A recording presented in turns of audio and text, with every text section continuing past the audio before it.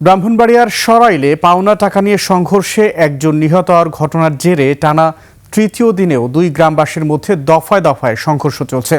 সকাল থেকেই উপজেলার কালীকচ্ছ বাজার ও আশেপাশের এলাকায় সূর্যকান্দি ও ধরন্তী গ্রামের লোকজন সংঘর্ষে জড়িয়ে পড়ে। এতে আরও প্রায় ৩০ জন আহত হয়েছেন। পুলিশ ও স্থানীয়রা জানায়, রোববার পাওনা ১ লাখ টাকা নিয়ে বিরোধের জেরে দুই পক্ষের সংঘর্ষে ধরন্তী গ্রামের খাদিম মিয়া নিহত হন। এরপর থেকেই দুই গ্রামের মধ্যে উত্তেজনা বিরাজ করে। সোমবার জানাজার পর আবারও সংঘর্ষে জড়ায় দুই পক্ষ। এতে সরাইল থানার ভারপ্রাপ্ত কর্মকর্তা সহ অন্তত ২৫ জন আহত হন। মঙ্গলবারও দফায় দফায় সংঘর্ষ চলতে থাকায় পরিস্থিতি নিয়ন্ত্রণে রাখতে এলাকায় অতিরিক্ত পুলিশ মোতায়েন করা হয়েছে। আইনশৃঙ্খলা পরিস্থিতি স্বাভাবিক রাখতে প্রয়োজনীয় ব্যবস্থা নেওয়া হচ্ছে বলে জানায় পুলিশ।